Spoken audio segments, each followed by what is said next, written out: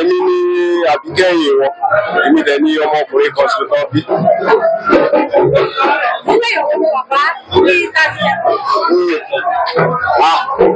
Dádì jẹ́ ẹnìkan tó lẹ ọ̀fẹ́ lára, bó tilẹ̀ jẹ́ pé iṣẹ́ ìkọ́ṣẹ́ wọn gẹ́gẹ́ bí tíṣà ó jẹ́ kán jẹ́ tó strict kán dẹ̀ ní discipline kan, ṣùgbọ́n nínú ibi tí Dádì bá ti ń correct yẹn náà pẹ̀lú ìfẹ́ náà fi máa ń ṣe, wọ́n bà wá jẹ́, wọ́n tọ́ wa sọ́nà rere, ṣùgbọ́n náà wọ́n sì fìfẹ́ gẹ́gẹ́ bí bàbá tó jẹ́ pé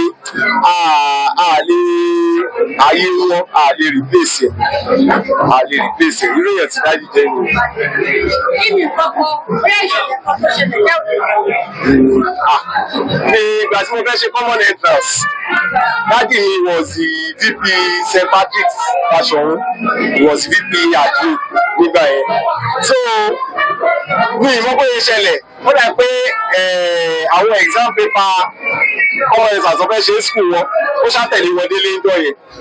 But Dádì wọ́n sọ fún mi o, wọ́n sọ ọkàn wọ́n jíwèé pé kí n wá ṣe kí n fi mọ answer tí màá ṣe. He just said àwọn fẹ́ fi test pass question, àwọn fi test mi wọ́n yẹ pé pass question síwájú mi nìyẹn kì í ṣe kò ṣáà ṣe pé kí wọ́n yọ ibi báyìí ló kù sí ibi báyìí ló pé lọ gbé ìwé ẹ̀. After tí mo ṣe exam yẹn tán ni Dádì wọn jẹ́ kó lè mi pé ṣé o mọ̀ pé question tó ṣe ń jọ́ kejì wọ́n àti ẹlẹ́jọ́ sun ní jọ ní the previous day. Ọ̀rọ̀ yẹn ó stay with me láti kékeré pé àkúrò èèyàn tí bàbá mi jẹ́ nìyí pé he doesn't cut corner. He will let you do what is needful, what is right, and what is proper. That's why the fact that he has the opportunity. Kan ṣí question paper yẹn, kan ti kọ́ mi ní gbogbo tó máa jáde, tó yẹ kó mo lè gba 100. Yet he did it. He just prepared me the normal way. And thank God I didn't disappoint him also. So that's the kind of person my father is. He's a man of integrity.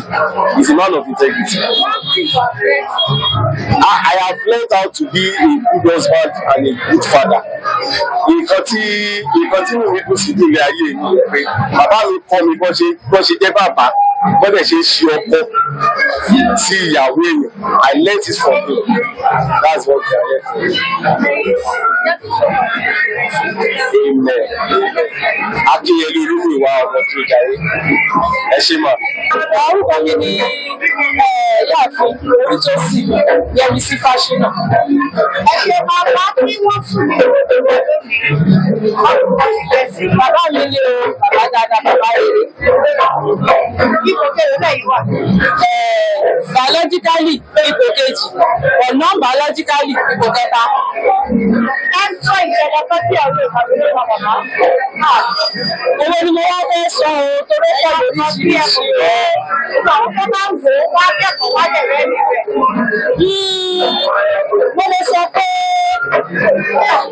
ẹni ọsọ fún repeatedly ṣá wípé ìgbà tí mo wà kékeré obìnrin lámọ̀ tó máa ń wẹ ọmọ tó máa ń dáná fọ́mọ ṣùgbọ́n bàbá mi ló máa ń wẹ̀ fún wa láàárọ̀ tó bá dọwọ́ ọ̀sán most night àwọn náà máa ń dáná fún wa tó ó máa ń jẹ́ kí mi rò pé it's a normal thing torí àwọn òkà kú nígbà mo wá wọlé ọkọ tí mo rí pé ọ̀rọ̀ rí bẹ́ẹ̀ bàbá mi kí ló ṣẹlẹ̀ lọ́wọ́ ni lórí iṣẹ́ ìyá ilé mi máa ṣe ń ṣe ọ̀pọ̀lọpọ̀ ọkùnrin ní èrè ṣe é so èyí mo gbé sàràkátà fún ọ̀fọ̀ èyí títí tí mo fi bọ́ ọmọ ọdún mẹ́wàá àwọn náà ń wẹ̀ fún mi bàbá mi fi bọ́ ọmọ ọdún mẹ́wàá àwọn náà ń wẹ̀.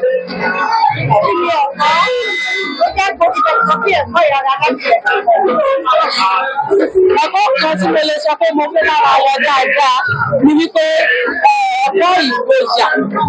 Bàbá mi kọ́ wa bí wọ́n ṣe ń ní ìgboyà nínú oko. Ní pàtàkì jùlọ nǹkan tó bá mọ̀ wípé nǹkan tó dúró lè orí òdodo àbòtítọ́ ni. Wọ́n á ní ìgboyà nípẹ̀. Bẹ̀ má bẹ̀rù ohunkóhun. Ó pọ̀ bí ilé nísìnyí kẹyọ fún. Ní gbogbo orí ayé mi pátápátá. Kò sí nǹkan náà tí mo fẹ́ láyé lọ́run. Àwọn ni màá kọ́kọ́ fò. Education ni o. Mo fẹ́ ra nǹkan ni o. Mo fẹ́ tún nǹkan ṣe ni o. Gbogbo ẹ̀ kò sí nǹkan náà bí ìṣe ẹ̀mọ́. Bí mo sùn bí mo jí tí mo fẹ́ ronú àkọ́kọ́ láyé àwọn ọmọ àkọ́kọ́ ronú bẹ́ẹ̀. Tí máa pe rẹ́ẹ̀dì wọn àwọn solution tó kó pọ̀ bá máa fi ní ìṣòro. Tí ò ṣe pọ̀ ẹ ṣe mo dúpẹ́. Orúkọ mi lẹ́ẹ̀kan sí ni ìyáàfin Olútósìn Yẹmisí Fáṣínà, ọmọ bíbí Sunday Akínlolú Dúrójayé. My name is Olúbùnmi Akínlérò, daughter of the late Blessed Dúrójayé. I am in the federal service today. What is it that you can remember or a memorable day? Something you said that you can never forget.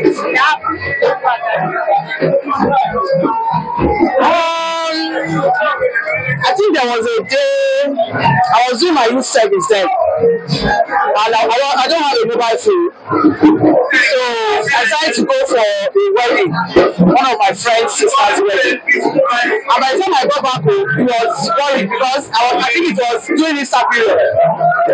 So that was when I knew that even though he was a very tough man, he had this soft spot, he had this caring heart. So I was worried because I was supposed to get home on that Good Friday, but I didn't get home until I think Easter Sunday. He has already called a lot of people, as in looking for how to find me. Whereas my mom, that was a calm one, was the one telling him not to be worried that there's nothing is going to happen. So that was the day I actually knew that he had this human feeling. Aside from me, because I used to feel him as a very strict, let me put it, what did you do?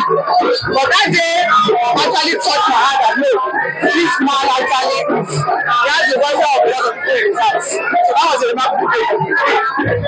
Then what is that thing that you can say that you learned from that? A virtue or a lesson? He's a very disciplined man, and he does not believe there's shortcut to anything. So there is no shortcut to anything. You have to earn it. It's not true you labor, you do your hard work, but there's no shortcut, there's no freebies for anything. So I learned that. So hard work, if you want to be successful, you have to be hard working. If you want to pass your exam, you have to read. So there's no shortcut. He was a principal. He has a lot, he has every opportunity to give us expo, to put us in special center, but no, you have to read to pass. So I learned that from him, to be very disciplined, hardworking, and to go by the books. So I learned that from him. May so continue to rest in peace. They are not upon the family. Their name was again, man. My name is Olúbùnmi Akínlérò, daughter of the Blessed Dúrójayé. Thank you very much for covering this event. Thank you very much.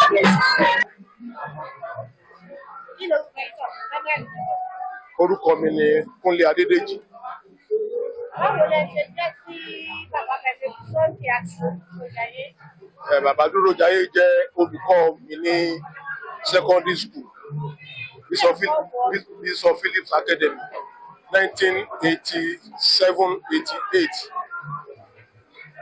Kí ni nǹkan tí ẹ ò lè gbàgbé nípa àwọn ẹ̀rọ ṣe wọ́n tí wọ́n ti díjà sí? Mr. Dúrójayé jẹ́ èèyàn pàtàkì, wọ́n dẹ̀ jẹ́ èèyàn onírẹ̀lẹ̀ tí wọ́n wà discipline. Lára disciplinarian ni wọ́n, lára nǹkan tí wọ́n kọ́ wa nígbà náà ni à ń lòdì sí. Kí ni nǹkan yẹn tí a fẹ́ kọ́?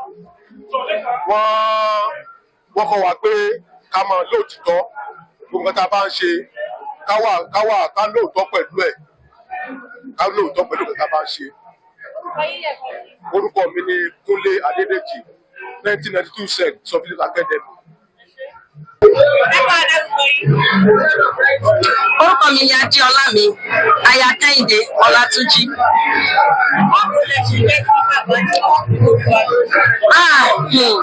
Yorùbá bọ̀, wọ́n ní òǹbí ni, kò tó òwò ni.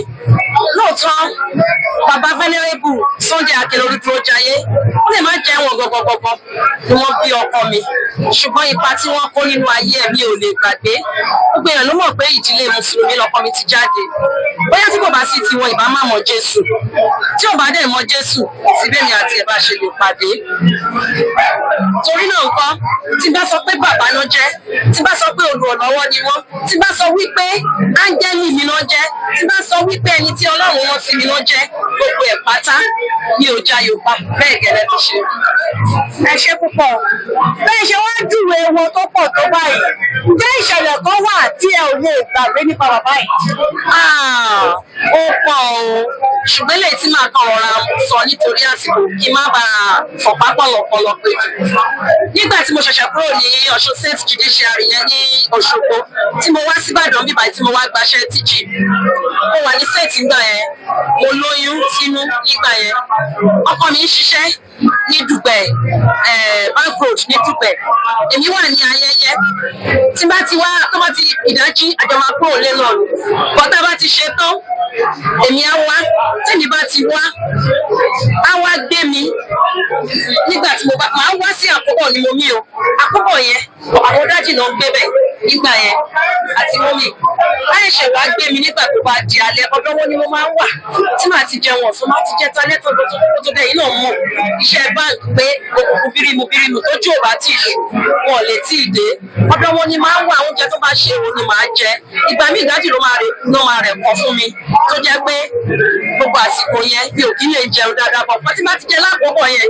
mi ì ní bí mi ì tiẹ̀ ní problem kankan pẹ̀lú ẹ̀ bí ìgbà pé ọmọ tí wọ́n bí nínú bẹ́ẹ̀ gẹ́lẹ́ òun ṣe máa ṣe mímí tí ẹ lè gbà pé wọ́n fún kan yẹn.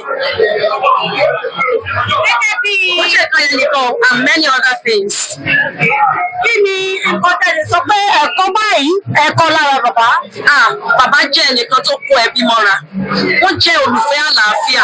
Wọ́n jẹ́ ẹni tó nífẹ̀ẹ́ sí wípé kí ọmọ kọ́ ẹ̀kọ́ débi bíi tó bá lóò ṣe mọ́ òun ló kù. Wọ́n máa ń nífẹ̀ẹ́ sí àwọn tí wọ́n bá láìkí wípé kí ọmọ kó lọ sílé ẹ̀kọ́ kó kẹ́kọ̀ọ́ ìtumọ̀ ẹni wípé ọmọ má dèrò ẹ̀yìn kó má dà tọrọ jẹ lẹ́yìn wá o. Àmì o àdúrà wa náà nìyẹn o pé kọ́lọ́run kó di àwa ẹbí wọn tí wọ́n fi sílẹ̀ mọ́. Ọlọ́run kó má ṣe kú wọn lákùúfà fún wa. Ó lè jẹ́ kí ọdún ó jìnnà síra. Màmá yẹn kí wọ́n pẹ́ fún wa ju bí dádì bí wọ́n ṣe pẹ́ bí dádì ò pẹ́ púpọ̀. Ṣùgbọ́n ju gbogbo rẹ̀ la dúpẹ́ lọ́wọ́ Ọlọ́run fún ìgbé ayé tó nítumọ̀ tí wọ́n gbé. Kí màmá yẹn kí wọ́n jèrè iṣẹ́ wọn. Kí àlàáfíà tó péye kí wọ́n fi lò gbà. Kí wọ́n darúgbó kùjọkùjọ nínú àlàáfíà ara. Òun ni àdúrà tí à ń gbà. Ìkọ̀kọ̀ bá dẹ̀ ṣe kọ̀ọ̀kan lọ àwọn ọmọ náà ní búburú. Orúkọ mi ni Adéọlá mi, aya Kẹ́ni Ọlátúnjí.